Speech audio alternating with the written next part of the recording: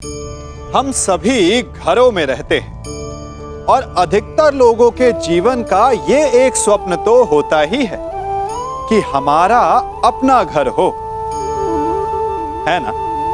और बड़ी अद्भुत बात तो ये है कि कुछ समय के पश्चात हम उस घर को विस्तृत करना चाहते हैं, उसका आकार बदलना चाहते हैं, उसकी रूपरेखा बदलना चाहते हैं, क्योंकि इसमें आनंद भी है।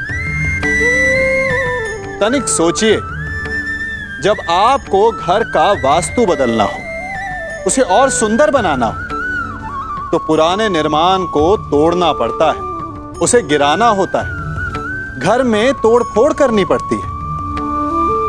क्योंकि निर्माण के विज्ञान में टूटने का ज्ञान बहुत ही आवश्यक है।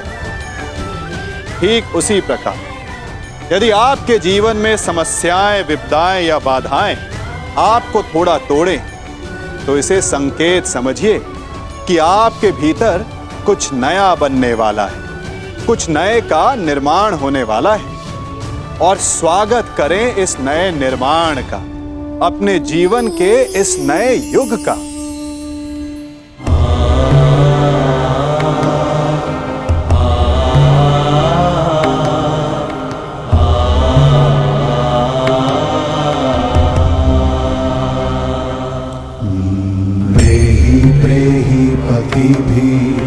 पूर्वेर्भिर्यत्रा ना पूर्वे पितरपर्युः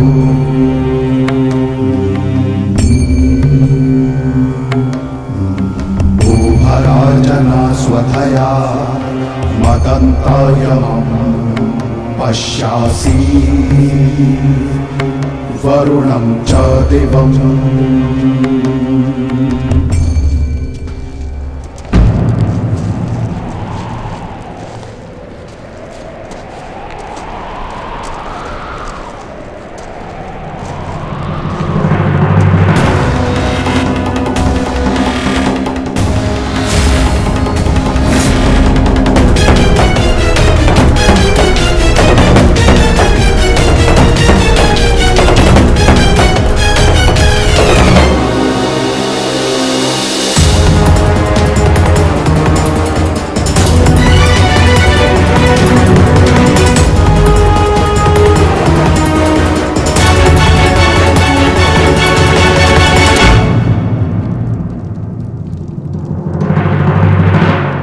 लोभी, कुटिल, छलिया, कपटी, महाविनाशी,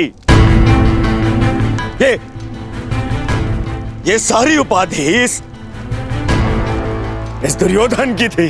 परंतु आज युधिष्ठिर, तुमने मुझसे ये सारी उपाधियां छीन ली और अपनी बना ली। आज तुम इन सारी उपाधियों के सम्राट बन गए।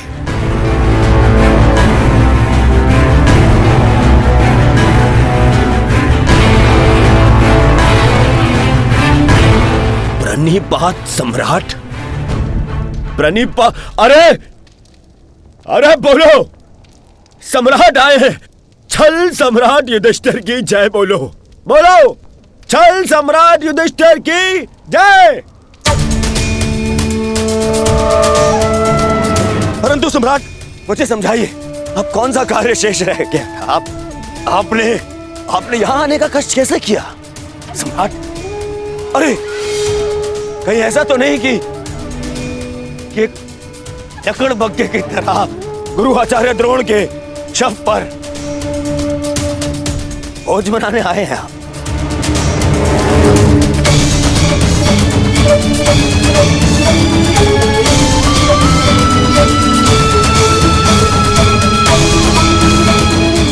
भोज मनाने आए हैं?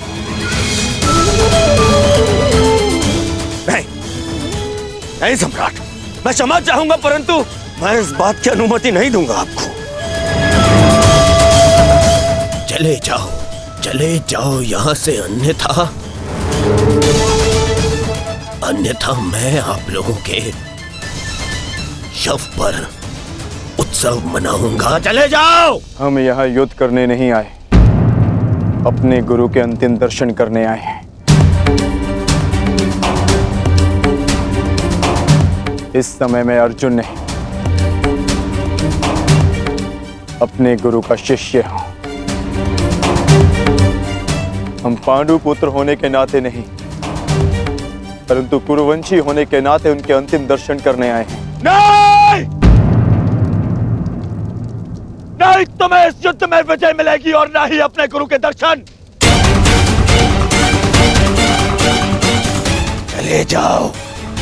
चले जाओ यहां से, अन्यथा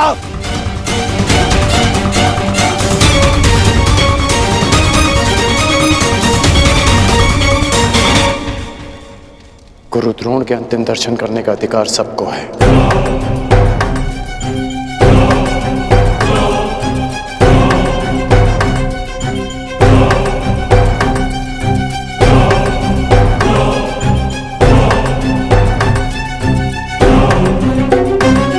बहुत बड़ी गुरु दक्षिणा दी आपने अपने गुरु को।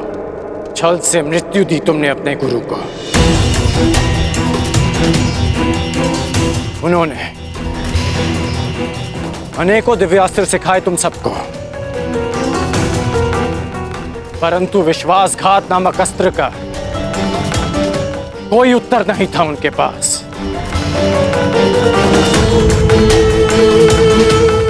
धर्मराज, क्या उत्तर है आपके पास आपके छल का?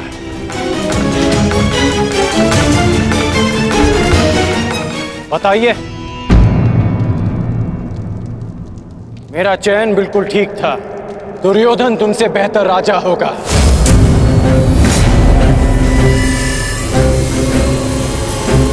दुर्योधन की अनीतियों पर मैं क्रोधित हूं, परंतु तुम्हारी अनीतियों पर मुझे घृणा आती है।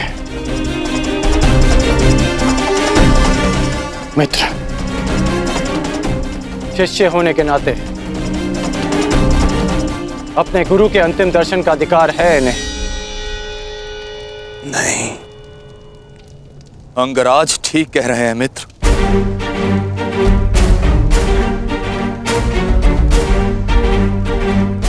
इन्हें अधिकार है। मेरे पिता ने जितना प्रेम अपने पुत्र को दिया, उतना किंचित अधिक इन पांडु पुत्रों को दिया।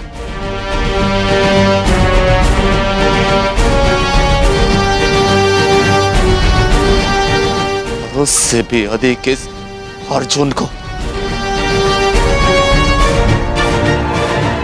एक पुत्र अपने पिता का ऋण चुकाता है, उसे जीवन देने का ऋण। मैं भी अपने पिता के दिए जीवन का ऋण चुकाऊंगा, और वो ऋण पांडवों को चुकाना होगा।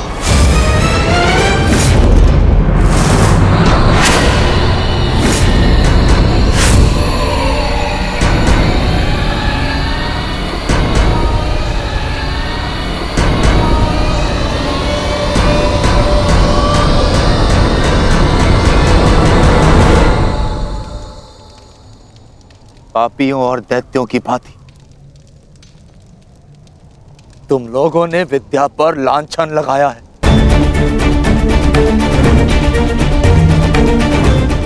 ज्ञान का नाश किया है तुम लोगों ने, नाश। धिक्कार, धिक्कार है तुम लोगों पर।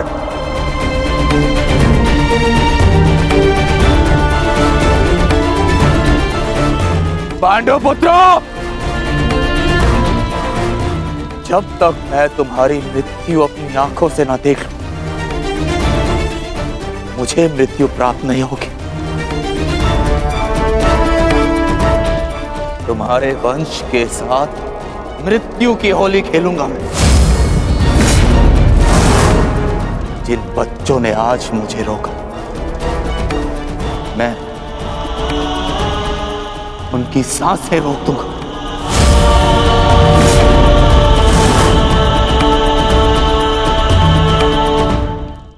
जिन बच्चों ने आज मुझे रोका, मैं उनकी सांसें रोक दूंगा।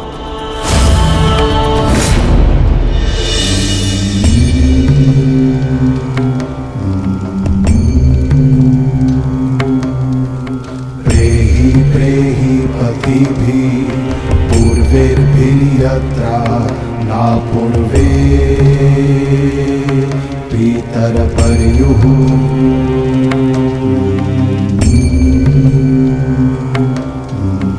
उभराजना स्वधया मदन्तायमं पश्यासि वरुणं च दिवम्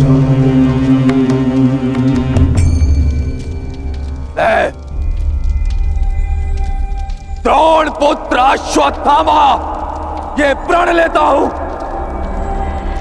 कि तुम्हारे संपूर्ण वंश को नष्ट कर दूंगा, नष्ट कर दूंगा, नष्ट कर दूंगा, नष्ट कर दूंगा, नष्ट कर दूंगा, नष्ट कर दूंगा।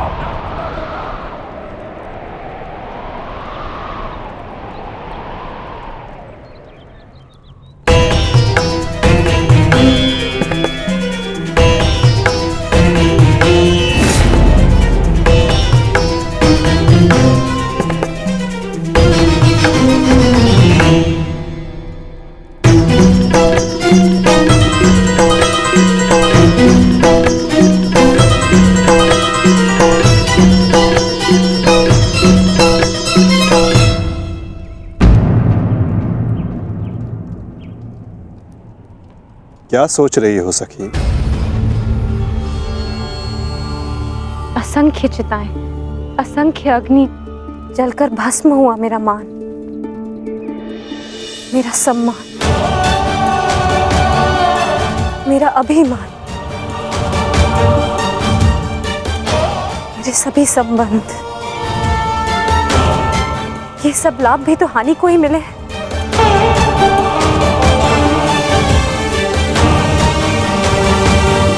वो देखिए माधव,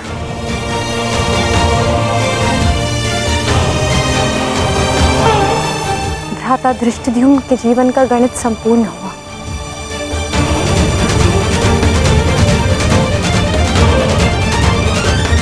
अब उनके जीवन का न्यून लाभ है। इस जटिल गणित में न केवल हानि और लाभ है सखी, इस गणित के अनेकों कोण भी हैं। उधर देखो, तुम्हारी पुत्र वधू खड़ी है।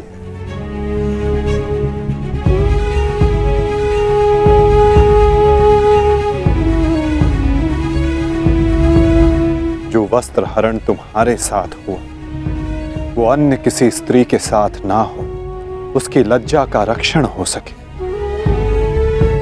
ये लाभ।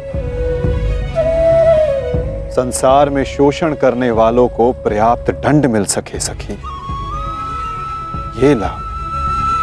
आने वाली पीढ़ियों को ज्ञात रहे कि स्त्री का मान भंग करना, उसका शोषण करना मानव हत्या से भी अधिक दंडनीय अपराध है, ये लाभ। और ऐसे लाभ के लिए बलिदान अनिवार्य है सखी, और ऐसे बलिदान देने की क्षमता सब में नहीं होती सखी।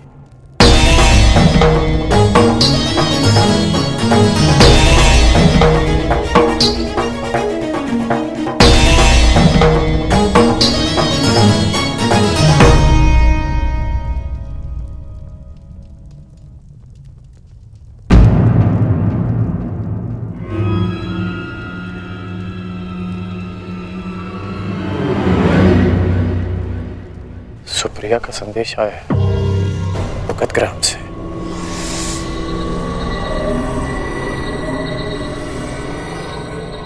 वो मृत्यु शैया पर है।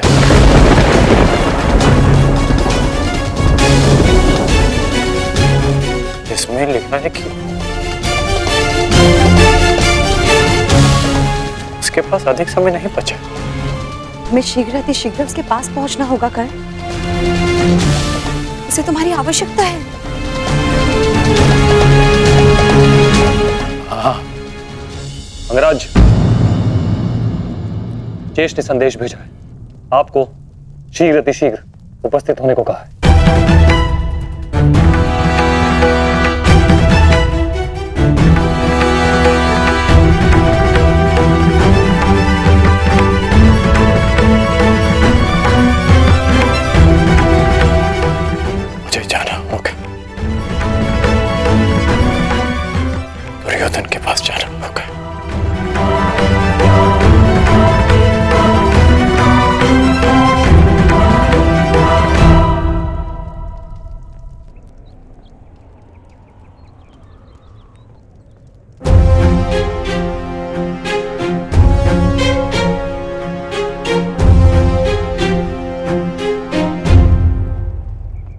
अनेक दिनों से मेरा हृदय ही नहीं, मेरा मन भी जो चाहता था, आज वो पूर्ण होने जा रहा है। दुर्योधन की पताका और हस्तिनापुर का ध्वज दोनों ही अब बलशाली होने जा रहे हैं। इस पताका की तीक्ष्णता और भी तीव्र होगी, क्योंकि इस पताका का नेतृत्व करेगा मेरा मित्र अंगराज कर्ण।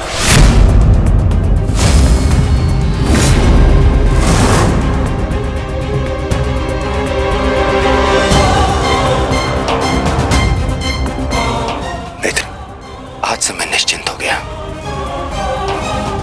मुझे पूर्ण विश्वास है कि तुम्हारे नेतृत्व में इस युद्ध में विजय हमारी ही होगी।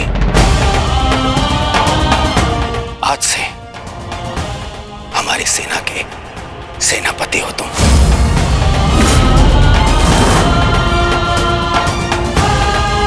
दुर्योधन, किसी दासी स्त्री के लिए पति चुन रहे हो, अपनी सेना का नायक चुन रहे हो? एक नीची जाति के व्यक्ति को तुम हमारे सर पे थोप नहीं सकते। किसी सारथी का पुत्र तुम्हारे उपकारों के बीच पे बना राजा मैं नहीं मानता कि ये सेनापति बन सकता है, क्योंकि पलतरन पैरों में शोभा देते हैं, ना कि मस्तक पर। मेरे होने वाले सम्राट, और हाँ, अंगराज कर्ण, देखो तुम दोनों बुरा मत मानना। प्रश्न केवल ये नहीं है कि अंगराज सूत है या क्षत्रिय। प्रश्न तो ये है कि सेनापति पद किसे मिलना चाहिए। सेनापति पद के लिए आवश्यक क्या होता है? बुद्धि और शक्ति।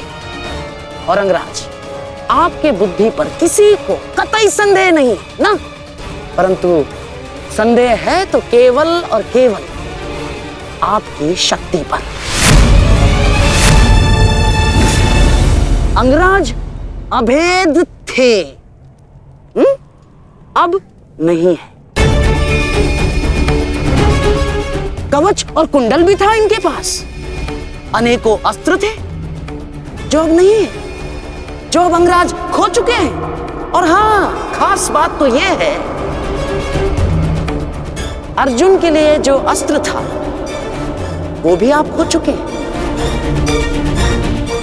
तो इसका पूर्ण अर्थ यह है दुर्योधन कि अंगराज अब उस बूढ़े शेर की भांति हो गए, जिसके दांत भी टूट गए हैं और पंजे के नाखून भी झड़ चुके हैं। और ऐसे शेर के साथ चूहे भी व्यंग करते हैं।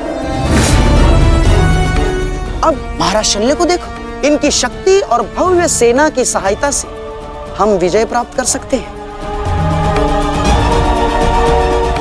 अब यदि अंगराज आपके परम मित्र हैं तो वो भी इस बात को मानेंगे, हैं? क्यों अंगराज? हाँ श्री, मुझे कर्ण की मित्रता पर कोई संदेह नहीं है। जिसने अपना सबसे महत्वपूर्ण शस्त्र मेरी सुरक्षा के लिए उपयोग कर लिया, और ना ही उसके शौर्य पर। संदेह तो मुझे शैल्य पर है, क्योंकि कालों के भांति रण छोड़कर भागना सबसे पहले इन्हें आता है। एक नहीं, दो बार अवसर मिला इन्हें, पर इन्होंने क्या किया?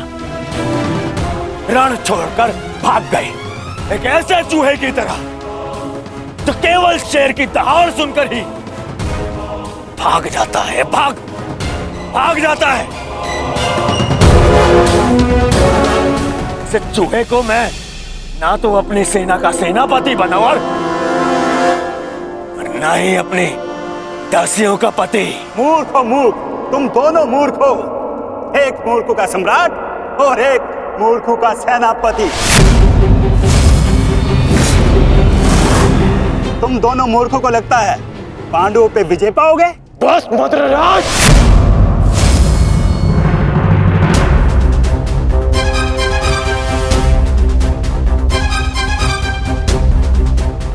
मैं भले ही छोटी जाति का हूं, परंतु तुम्हारे कार्य और तुम्हारी जीवा मुझसे भी निचली जाति के हैं। तुम्हें मेरे माता पिता का ऋणी होना चाहिए कि उन्होंने मुझे अच्छे संस्कार दिए, नहीं तो अभी तक तुम्हारी जीवा मेरे पैरों के नीचे होती।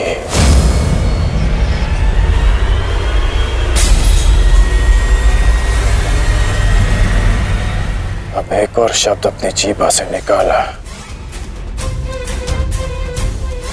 तो मैं अपने सारे संस्कार भूल जाऊंगा और ये भी भूल जाऊंगा कि हम दोनों एक ही पक्ष में हैं।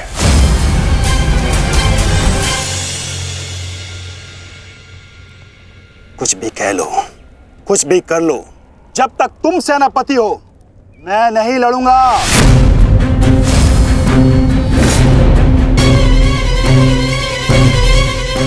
कायर, फिर पीठ दिखाकर भाग रहा है।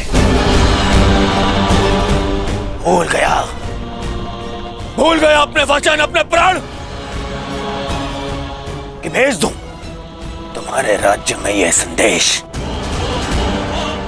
कि उनका राजा न केवल भगोड़ा है पर अपने वचन भी नहीं निभाता।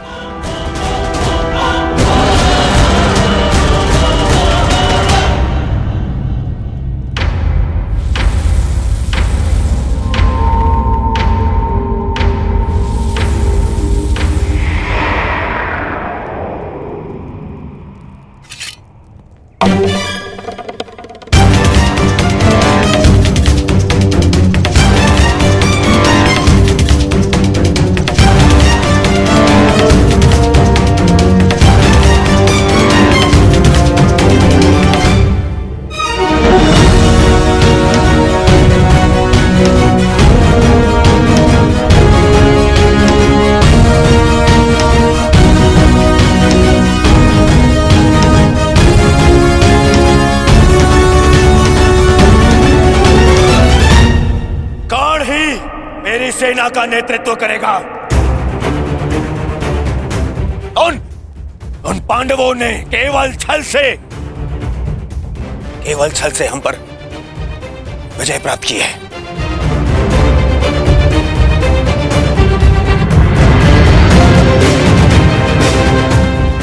कर्ण मेरा कवच है, मेरा विश्वास है।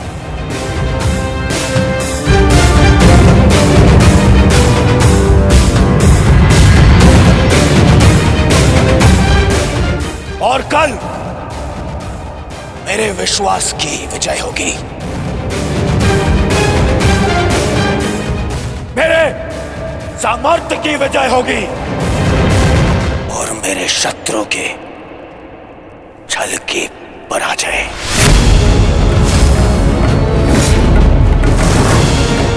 अंगराज कर्ण की, अंगराज कर्ण की, सर सेनापति की, सर सेनापति की।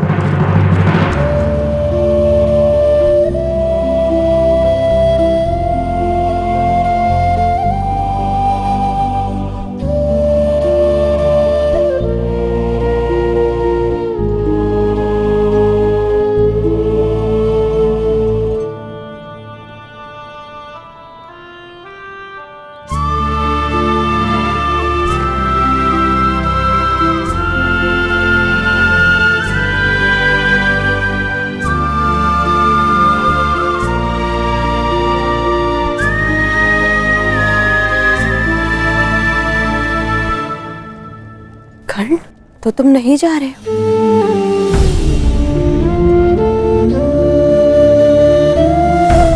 कर्तव्य का बंधन अपनों के बंधन से बड़ा होता है वृषाली। मेरे परिवार के लिए मैं अनेकों परिवारों का विश्वास नहीं तोड़ सकता। सेनापति का कार्य एक पति के कार्य से बड़ा होता है।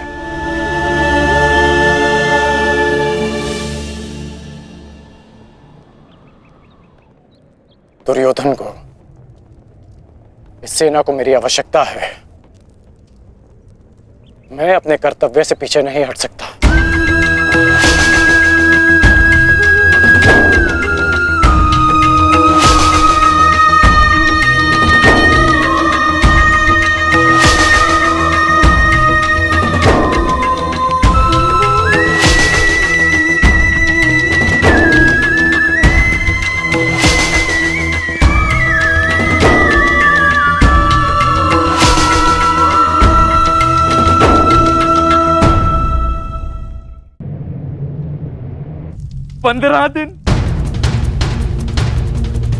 मात्र 15 दिन पूर्ण हुए हैं इस युद्ध के संजय, और इन 15 दिनों में मैंने अपनी सारी शक्ति, सारे सहारे खो दिए हैं।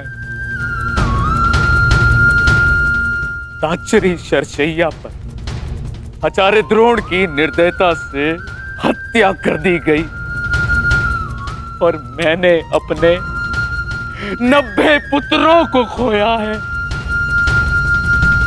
अब और क्या खोना शेष है? क्या मैं अपने 10 पुत्रों को भी खो दूंगा? जब मेरा कुरुवंश ही समाप्त हो जाएगा, जब मेरा पिंड दान करने के लिए कोई नहीं रहेगा, तो क्या लाभ ऐसे विजय का, और क्या हानि ऐसे पराजय से? ये कैसा अकाल आया है संजय, जिसने मेरे कुरुवंश के वृक्ष की सारी शाखाओं को सुखा कर रख दिया। किस काम की? इस प्रकार से अपनी आशा को मत खोइए महाराज। युद्ध अभी शेष है और अंगराज कर्ण ने आज ही सेनापति का पद संभाला है महाराज। वो अपने वचन को अवश्य ही पूर्ण करेंगे, और जब तक अंगराज कर्ण जीवित है महाराज, तब तक कुरुवंश के वृक्ष को कोई नहीं सुखा सकता महाराज। बस अब कर्ण में ही मुझे वो आशा की किरण नजर आती है। गांधारी, गांधारी कहाँ है? वो जा चुकी है महाराज। जा चुकी, परंतु कहाँ? उन्हें सूचना मिली है कि निकट के गांव में महर्षि वेदव्यास प्रवास कर रहे हैं महाराज, और वो शीघ्र ही कुरुक्षेत्र में जाने वाले हैं। और महारानी को आशा है इस महाविनाश को रोकने के लिए महर्षि वेदव्यास से मिलकर कोई बीच का मार्ग अवश्य निकालेंगे। जिस प्रकार से आपके पुत्रों के जन्म के समय महर्षि वेदव्यास ने विशेष सहायता की, उसी प्रकार से आपके पुत्रों के जीवन के रक्षण के लिए सहायता अवश्य करेंगे महाराज। मूर्खता है ये, मूर्ख है महारानी। संजय, शीघ्र ही कुछ सैनिकों को भेजो और महारानी को लौट आने को कहो। जी महाराज। भेजो।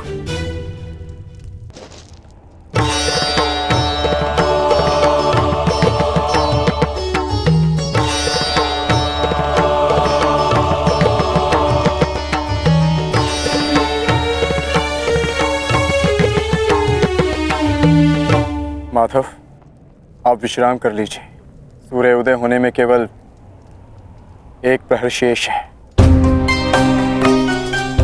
मुझे ज्ञात है पार्थ, और आज का ये सूर्य उदय न केवल अपने साथ प्रकाश या सूर्य की किरणें लाएगा, आज का ये सूर्य उदय अपने साथ एक परीक्षा भी लाएगा पार्थ।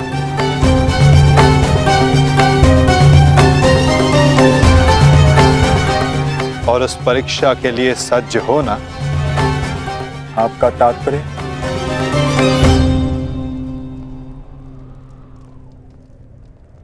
आज से व्यूह रचना का भाग केवल भाग नहीं रहेगा पार्थ, स्वयं व्यू रचनाकार होगा पार्थ।